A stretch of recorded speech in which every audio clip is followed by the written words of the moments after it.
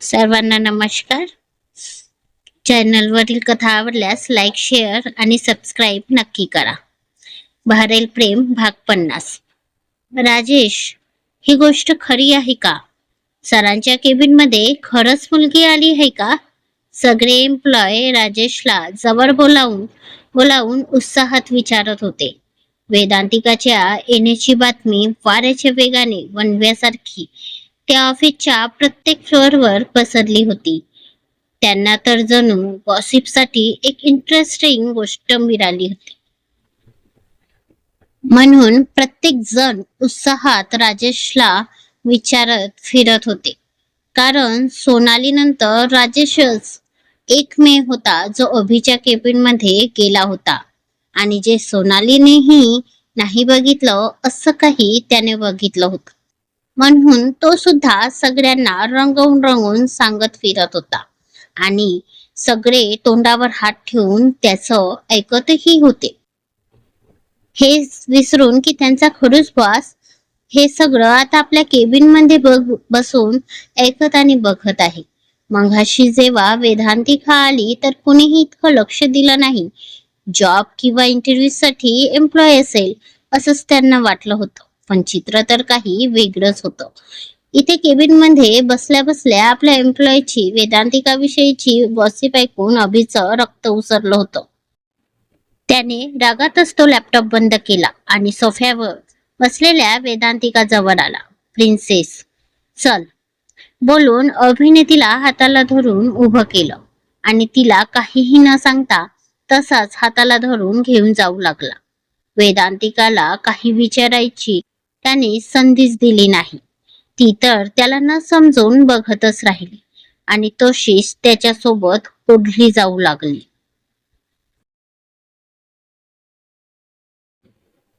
थोड्याच वेळात अभि वेदांतिकाला आपल्या सोबत घेऊन एम्प्लॉय फ्लोअरवर आला. तशा सगळ्यांच्या नजरा त्या दोघांवर पडल्या आणि जणू तर मुलं लालसेने वेदांतिकाला बघत होते. अभिने त्या सगळ्यांवर आपली एक राग नजर टाकली आणि तो तसाच त्यांच्या समोरून वेदांतिकाच्या हातात हात घालून चालू लागला. हा जणू त्याचा इशारा होता त्या सगळ्यांना की तिच्याबद्दल काहीही बोलायच्या अगोदर 10 वेळा विचार नक्की करा की ती कोण आहे आणि ती कोणासोबत जोडली गेली आहे. पण बोलणाऱ्या त्या जिभा आणि घुरणाऱ्या त्या नजरांना त्या नात्याची पवित्र दोड दिसलीच कुठे. त्यांच्या नजरा तर वेदांतिकाच्या सुंदरतेवर आणि तिच्या हातात असणाऱ्या अभिच्या हातावर होत्या.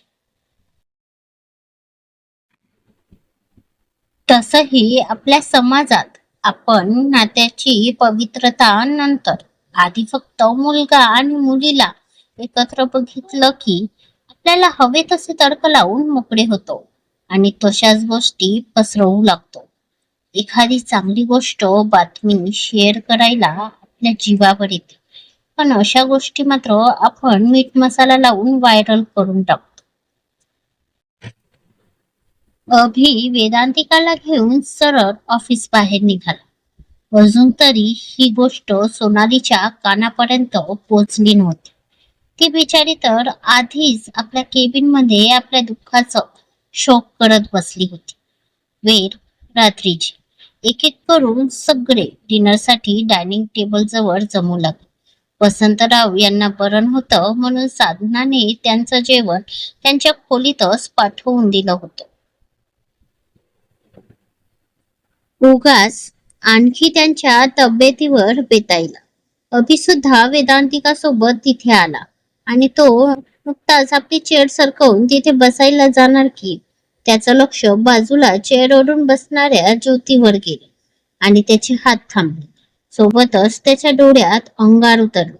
कपारावरची नस उमटून दिसू लागली आणि त्याचा जबडा रागात कसला गेला. ही बाई अजूनही इथे काय करते? त्याने साधना यांना विचारलं. आवाज इतका जबर होता की साधना सोबत वेदांतिकाचं काळीज सुद्धा धडधडू लागलं होतं. आणि ज्योती, त्या बिचारीच्या चेहऱ्यावर तर दुःख, वेदना आणि भीती येऊन ती थरथरू लागली. अभि, साधना यांनी अभिवर आवाज सरवत एक कटाक्ष टाकला. तसा अभि रागात धुसफुसत तिथून आपल्या खोलीत निघून गेला आणि नाही म्हणता ज्योतीच्या डोळ्यातून धारा वाहू लागल्या. ज्योती, तू त्याचं मनावर घेऊ नकोस. तू बस, मी तुला वाढते, साधना म्हणाली. तसं आता ज्योतीने एक वेळ राजीव यांना बघितलं तर त्यांनी सुद्धा तिला डोळ्यांनीच होकार दिला. आरव आणि वेदांतिका आताही प्रेक्षक भूमिकाच बजावत होते. त्यांना तर अभि आणि वसंतराव यांच्या ज्योतीसोबतच्या वागण्यातला तर्कच लागत नव्हता. म्हणून बिचारे दोन्ही लेकरं इकडे तिकडे माना करत होते. गुडिया, अभिचं आणि तुझं जेवण तू खोलीतच घेऊन जा बाळ, कारण आता तो काही खाली येणार नाही. उपाशी राहिला तर त्याला झोप येणार नाही, साधना म्हणाली. तशी ज्योती त्यांनाच बघू लागली. तिच्या डोळ्यात आता अशी वेदना होती जी फक्त आणि फक्त एका आईच्या डोळ्यात असते जेव्हा तिला आपल्या बाळाविषयी काहीच माहिती नसते. वेदांतिकाने हो मध्ये मान हलवला आणि दोघांचं जेवण घेऊन ती आपल्या खोलीकडे निघाली. इकडे खोलीत अभि अस्वस्थपणे चकरा मारत होता. त्याची खूप चिडचिड होत होती आणि त्याला खूप रागही येत होता, ज्यामुळे आता तो खूपच जास्त वैतागला. अहो, जेवण करून घ्या. वेदांतिका तिथे टेबलवर हातातला ट्रे ठेवत होती. तसं अभिने तिला चिडून पाहिलं. नको आहे मला ते, तो थोडा चवताळतच म्हणाला. तसा वेदांतिकाने बारीक करत आपला चेहरा पाडला. तिला तसं बघून अभिने आपले डोळे मिटून घेतले आणि तो स्वतःला शांत करू लागला. त्याला आता वेदांतिकावर रागवायचं नव्हतं, पण प्रयत्न करून सुद्धा त्याची चिडचिड ही वेदांतिकावरच निघत होती. सॉरी प्रिन्सेस, अभि वेदांतिकाच्या हाताला धरून म्हणाला.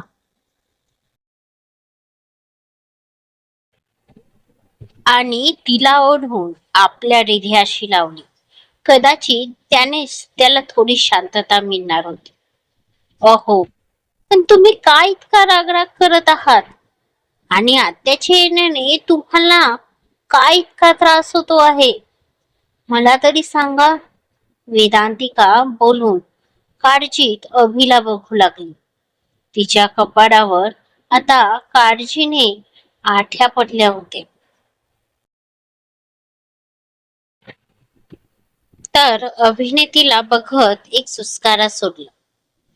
प्रिन्सेस, तू याकडे लक्ष देऊ नकोस. आपल्या अभ्यासात कॉन्सन्ट्रेट कर. आता तुझी एक्झाम येणार आहे ना? अभिने तिच्या चेहऱ्याला उंजळीत पकडत म्हणाला आणि तसाच प्रेमाने चुंबन घेत तिच्या कपाळावर आपले ओठ टेकवले. तू डिनर केलास? अभिने तिला थोडं दूर करत विचारलं आणि तिला बघू लागला. तशी वेदांतिकाने क्युटली आपली मान नाही मध्ये आजूबाजूला केली. तिची ती गोड हरकत बघून अभिचे ओठ रुंदावले. बरं, तू डिनर सर्व कर, मी आलोच फ्रेश हो. अभि तिच्या नाकाचा शेंडा आपल्या बोटाच्या चिमटीत धरत आणि वॉशरूम मध्ये गेला. थोड्याच वेळात त्या दोघांनी एकमेकांना भरवत आपलं डिनर फिनिश केलं. त्यानंतर वेदांतिका ती प्लेट्स घेऊन खाली गेली. साधना, ही गोष्ट बाहेर आली तर गुडिया आणि आरवला खूप मोठा धक्का बसेल. राजीवजी, अहो, पण आज नाही तर उद्या त्यांना ते कळणारच ना. आणि गुडिया, तिचा तर पूर्ण अधिकार आहे. मला समजते साधना, पण आता इतक्या वर्षांनी ही गोष्ट सांगणे योग्य राहील का? राजीव, मग लपवणे योग्य असेल का? ते सुद्धा तेव्हा जेव्हा ज्योती इथे आहे. ते बघू. राजीवजीचे अर्धे शब्द घशातच राहील, कारण दारात वेदांतिका उभी होती. त्यांना असं गप्प बघून साधनाने सुद्धा मान वळवून पाहिले आणि वेदांतिकाला बघून तिला सुद्धा धक्का बसला. तिने काही ऐकलं तर नसेल ना याची दोघांनाही भीती वाटत होती. तर वेदांतिका अजूनही त्यांनाच बघत होती. बुढिया, बाळा तू ये ना. बाळा, का काही काम होतं का? साधना घाबरत घाबरतच अडखडत बोल. तशी वेदांतिका आत आली तर साधना आणि राजीव एकमेकांना घाबरून बघत होते. मॉम, काही प्रॉब्लेम आहे का? म्हणजे डॅड आणि तुम्हाला कुठलं टेन्शन आलं आहे का? वेदांतिका त्या दोघांना तसं घाबरलेलं बघून म्हणाली. तसं त्या दोघांनी सुटकेचा श्वास घेतला. नाहीतर आम्हाला कसलं टेन्शन असं. बरं, तू हे सांग, अभिने डिनर केलं? साधना यांनी गोष्टीत गोष्ट बदल. ते बघून तर राजीव यांना आपल्या हुशार बायकोचं भारी कौतुकच वाटलं आणि ते साधनाला बघून किंचित हसले. हो, मग मी त्यांना जबरदस्तीने खाऊ घातलं. तेच सांगायला आले होते, वेदांतिकाने स्मित करत सांगितलं. तसं साधना यांनी तिच्या डोक्यावरून मायेने हात फिरवला. Okay Maugham, dad, good night बोलून वेदांतिका तिथून निघून गेली. साधना आणि राजीव यांनी परत एकदा एकमेकांना बघून एक दीर्घ श्वास घेतला आणि दोघेही बेडवर आले. इकडे वेदांतिका आपल्या खोलीत आली तशी तिची फिरफिरती नजर अभिला शोधू लागली. पण तिला अभि कुठेही दिसला नाही. तिने नीट बघितल्यावर तिला बाल्कनीचा दार उघडा दिसला. वेदांतिका हळूच तिकडे जाऊ लागली. तिने पाहिलं तर अभि आता तिथे उभा राहून सिगरेट ओढत होता. त्याच्या चेहऱ्यावर तणाव स्पष्ट दिसत होता. इतके दिवस त्याच्या सोबत राहून तिला हे तर समजलंच होतं की अभि फक्त स्ट्रेस मध्ये असल्यावरच स्मोक किंवा ड्रिंक करतो. वेदांतिका तशीच त्याच्या जवळ गेली आणि तिने मागूनच अभिला मिठी मारली. सिगरेट पिणे स्वास्थ्यासाठी हानिकारक असते. वेदांतिका हळूच बोलून त्याच्या पाठीवर आपले बोट टेकली. तसा अभि भानावर आला आणि त्याने पटकन ती सिगरेट खाली फेकून आपल्या पायाखाली दाबली. तसही तो कधीच वेदांतिका समोर स्मोक करत नव्हता. त्याने हळूच तिचा हात पकडला जो आता त्याच्या छातीवर होता. त्याने पटकन वेदांतिकाला हाताला धरून त्या समोर केलं आणि आपले हात तिच्या कमरेभोवती करून तिला हळूच आपल्या मिठीत घेतलं. प्रिन्सेस, ही कुठली शरारत आहे? आताच सांगितलं ना मी आपल्या स्टडीवर फोकस करायचं. तो तिला आणखी जवळ ओढत तिच्या डोळ्यात बघत खोडकरपणे म्हणाला आणि तिला हसत बघू लागला. तर जवळ ओढल्याने आता वेदांतिकाचे हात अभिच्या छातीवर होते. दोघेही एकमेकांना बघण्यात गुंतले होते. आणि अचानक अभि वेदांतिकाच्या वर झुकू लागला. आता त्याच्या डोळ्यात खोडकर पण नाही तर एक तपिश होती. क्षणात त्याचे डोळे प्रेमाने भरून आले. तोच हाल वेदांतिकाचा सुद्धा होता आणि त्याच्या इतक्या जवळ असल्याने त्याच्या उभेने वेदांतिकाच्या अंगात सुद्धा प्रेमाच्या लाटा उसळू लागल्या होत्या. अभिने तिच्यावर झुकत हळूच आपले ओठ तिच्या मुलायम ओठांवर ठेवले आणि तो तिला हळूहळू सॉफ्ट किस करू लागला. त्याने एक हात तिच्या मानेत घालत तिच्या मानेला मागून आधार दिला आणि पुन्हा तिला किस करू लागला. तर वेदांतिका सुद्धा डोळे मिटून त्याला साथ देऊ लागली. हळूहळू तिचे हात त्याच्या छातीवरून त्याच्या केसात फिरू लागले आणि त्यांची सॉफ्ट किस वेळेनुसार आणखी खोल होऊ लागली. अभिने तसंच किस करत करत तिला आपल्या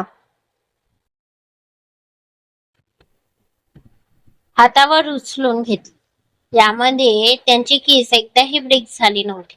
तो तसाच वेदांतिकाला उचलून घेऊन आत खोलीत आला आणि त्याने वेदांतिकाला बेडवर सोबत हळूच तिला मोकळेच होते. तशी वेदांतिका आता लांब लांब श्वास घेत स्वतःला शांत करू लागली. तिने लाजून अभिला पाहिलं तर आता त्याचे डोळे प्रेमाने लाल झाले होते. तिच्या प्रेमाची धुंदी आता त्याच्या डोळ्यात ओढ बनून उतरली होती आणि आता तो तिलाच बघत होता. अभिने त्याचा टी शर्ट काढून अंगा वेगळा केला, ज्यामुळे त्याची ती मस्क्युलर बॉडी तिच्या समोर आली आणि त्याचे सिक्स पॅक ऍप बघून वेदांतिकाने लाजून आपला चेहरा फिरवून दुसऱ्या बाजूला केला. तिचं लाजणं बघून अभिचे ओठ तिरके झाले आणि तो तसाच हसत तिच्या जवळ आला. प्रिन्सेस, तू अजूनही लाजतेस? मी तर तुला. अभि पुढे बोलणारच की वेदांतिकाने पटकन त्याच्या तोंडावर हात ठेवला आणि लाजतच आपल्या पापण्या जुळल्या. अभिने तसंच तिच्या हातावर एक चुंबन घेतले. प्रिन्सेस मिया. त्याने डोळ्यांनीच वेदांतिकाची परमिशन घेतली. तसं वेदांतिकाने हलकं हसत डोळ्यांनीच त्याला होकार दिला. झालं. अभिला तर स्वतः वेदांतिकाने रान मोकळं करून दिलं. आता हा राक्षस त्या रानात मुक्त विहार करणार होता. इकडे वेदांतिकाचा होकार मिळाला आणि तिकडे तसे सभेचे ओठ तिच्या मानेत उतरले आणि तो तिच्या मानेवर किस करू लागला. सुरुवात वेदांतिकाने केली होती. आता त्याचे परिणाम तिला संपूर्ण रात्र जागून भरावे लागणार होते. थोड्याच वेळात त्या खोलीत वेदांतिकाचे उसासे आणि अभिचे वाढलेल्या श्वासांचे आवाज घुमू लागले.